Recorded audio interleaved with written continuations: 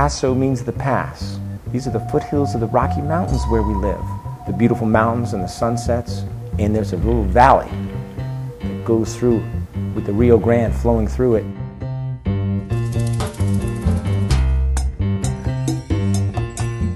And on the other side is Mexico, and that's where the mountains start up again, Sierra Madres.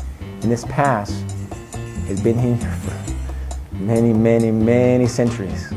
People who live here don't realize what an unusual place El Paso is. There's no other place that I know of in the world where a border city, there are two such large border cities together.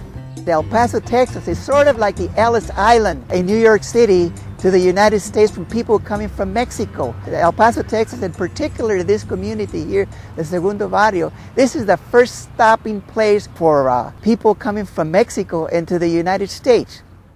Living in El Paso, or living on the U.S.-Mexico border, is you have two cultures and two languages living side by side, and it really, more and more we live here, you realize that there is no border. Mexican Americans that are in El Paso came here as refugees trying to escape the war in Mexico during the Mexican Revolution. My great aunt, she escaped from one of the federal officers with the help of another sister that was an Adelita, which were the women fighters in the revolution. The role of El Paso and Juarez in the Mexican Revolution was huge.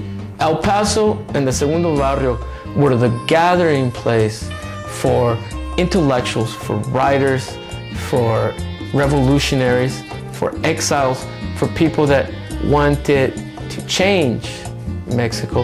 And you could say that El Paso helped spark the revolution.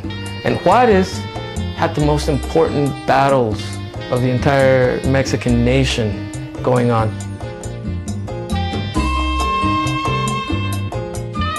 Francisco Madero, he's the provisional president of Mexico. He's the guy that recruits people like Pancho Villa and Pascual Orozco as his main generals and his main revolutionaries, going to go and revolt against the government of Porfirio Diaz. Porfirio Diaz is the dictator of Mexico. He's in power for more than 35 years. And what he basically is doing is selling out the country of Mexico to the rich corporations in the United States and France and Europe. And what he does is he goes in and conquers the communities, takes the survivors on a train down to Yucatan, which is thousands of miles in the south of Mexico, and sells them as slaves. And he did wonders for the rich. But the rest of Mexico lived in utter poverty. 90% of El Paso was pro-revolutionary. In fact, when the Mexican Revolution starts, everybody crowds to the river. You see these scenes of hundreds of El Pasoans cheering the revolutionaries right in front of a Zarco. And they were showing their support. Some of them would throw coins to them. And the main revolutionary headquarters, they call it La Casita Blanca, was right in front of a Zarco where monument number 1 is now. And that's where Madero and scores of his people that would later become presidents of Mexico.